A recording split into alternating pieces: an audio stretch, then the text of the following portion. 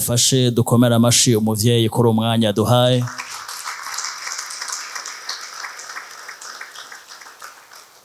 Pastor mwarakoze cyane. Urushengero ntirushobora gutezwa imbere abakristo badateye imbere. Igihe mu bakristo badateye imbere n'urushengero bagira ibibazo. Rero turizera neza tudakekeranya ko ubumenyi tuza gutanga hano buzofasha abantu guhinduka mu vyumviro kugira ngo dushobore guteza imbere kino gicaniro. Muravyizera? Yes, abahezagere. Murashobora kwandika tangore tugende vuba vuba.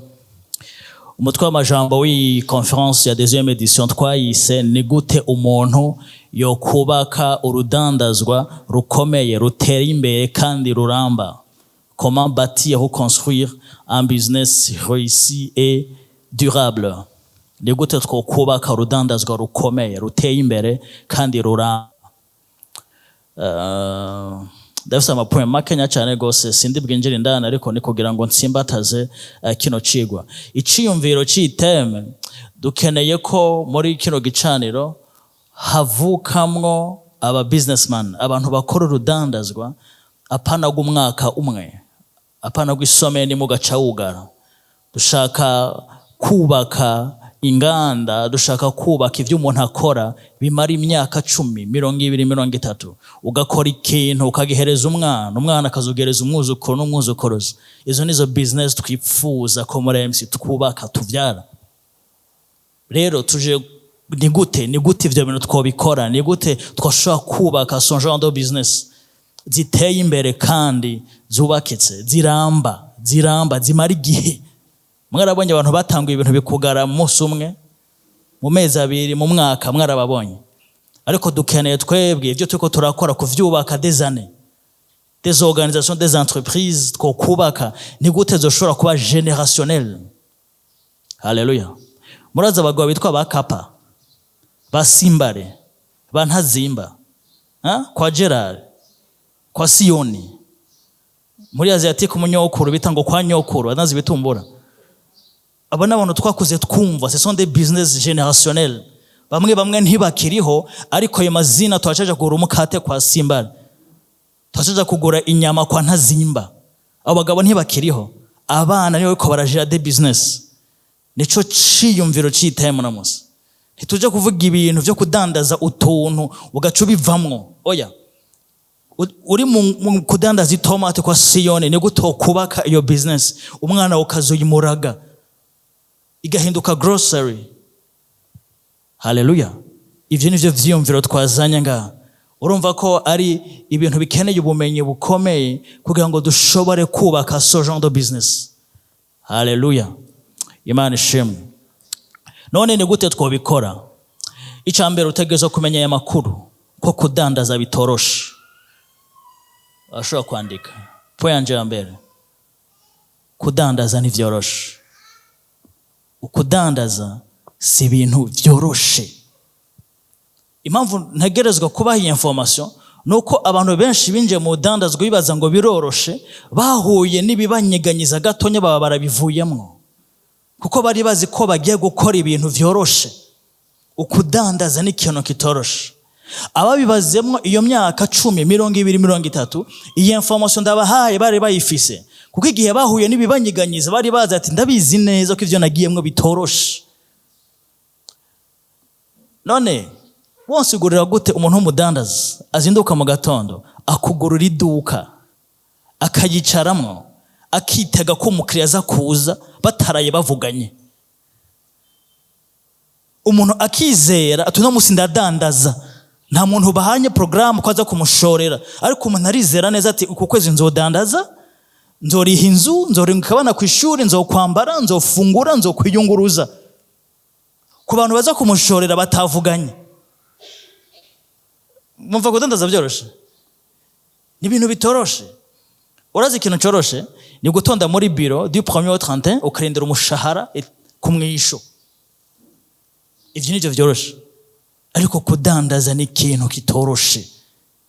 Ibi ni ibintu dutegerezwa, ni information dutegerezwa kugada kugira ngo igihe wohura n'ibintu bikomeye ejo uzomenya ati ibi bintu byategezwa kuza, ninjiye mu bintu nzi ko bitoroshe.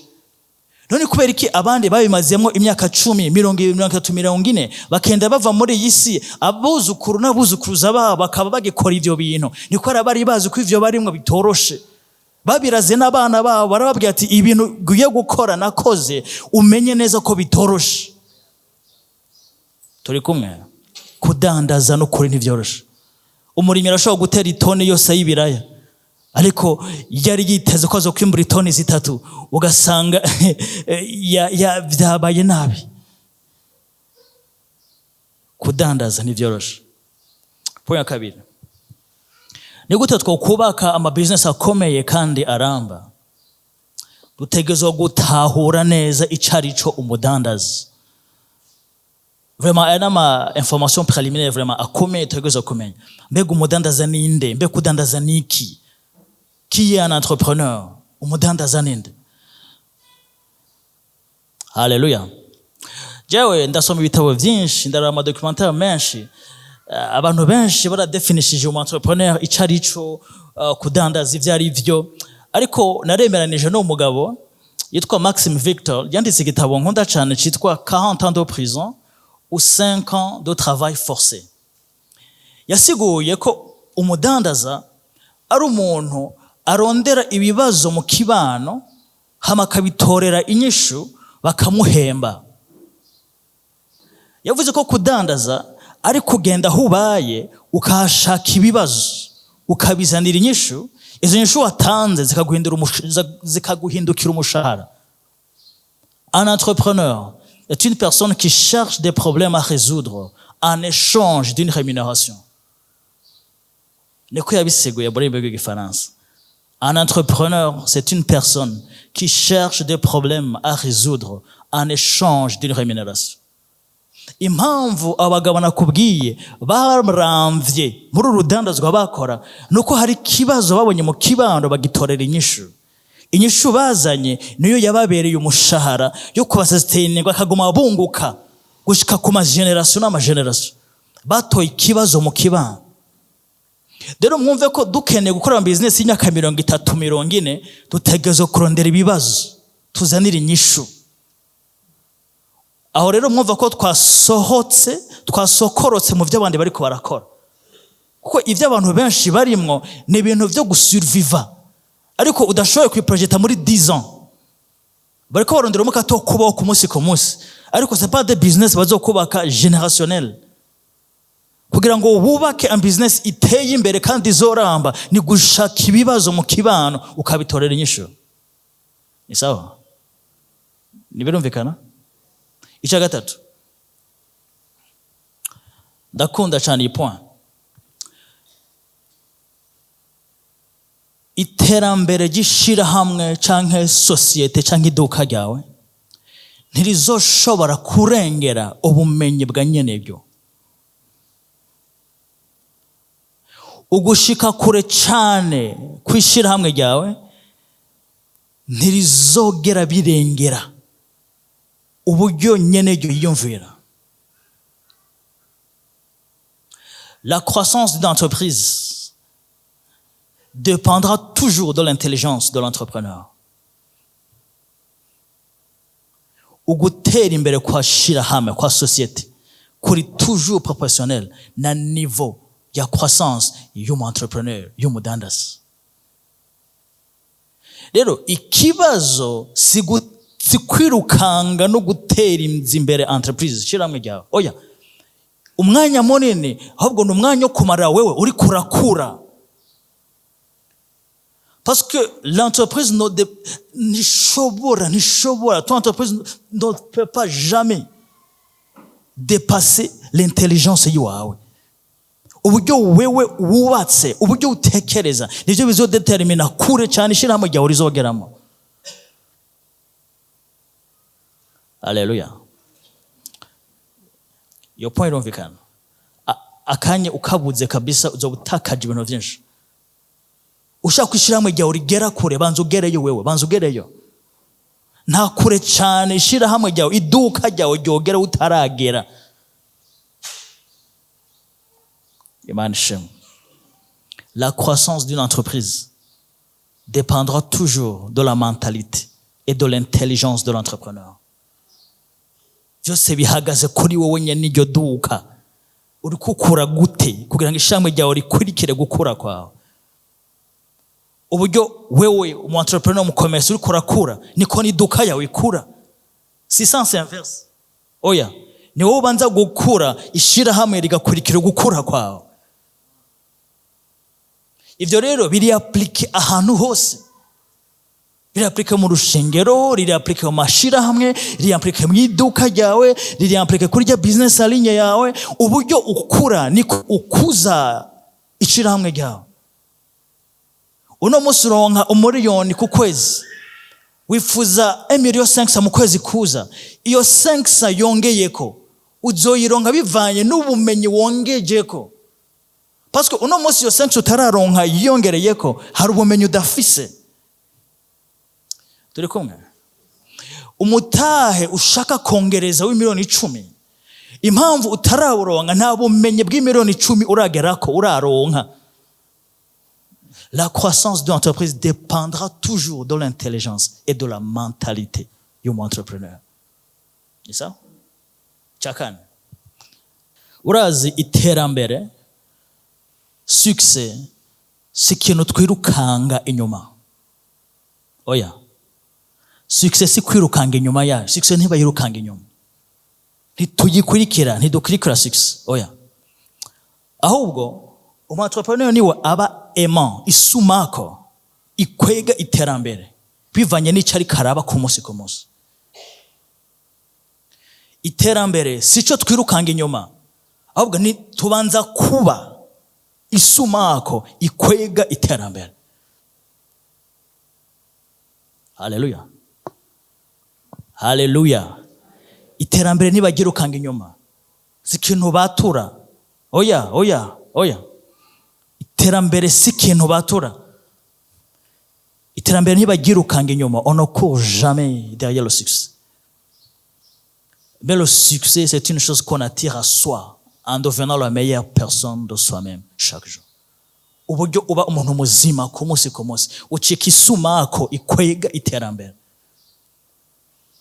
Urumva ntushobora gutandukanya kubaka de business ziteye imbere kandi ziramba ukuyemo uburyo umu-entrepreneur ari karakura. Ni gute uri kurakura ku munsi ku munsi? Kuko uburyo wahagaritse gukura no kumenya no kurondera information mashasha kuri wewe uzoba ushize iherezo ku iterambere rya entreprise yawe. Kugira ngo ugarukirize hafi iterambere ry'ibyo uri kurakora uhagarika kukura no kumenya. Birumvikana? Haleluya. Ndakunda umurongo mumbabarire nje muri Galatiya 4 havuga ngo igihe Samuragwa akiri umwana ntaco abatandukaniyeko n'umugaragu n'umugurano naho vyose ari ivyiwe. Urumva Samuragwa n'umwana ariko birivuga ko ntaho atandukaniye n'umu-esclave. Naho ari muri palais ese afise ubwami bwose ariko n'umugurano kuko akiri umwana.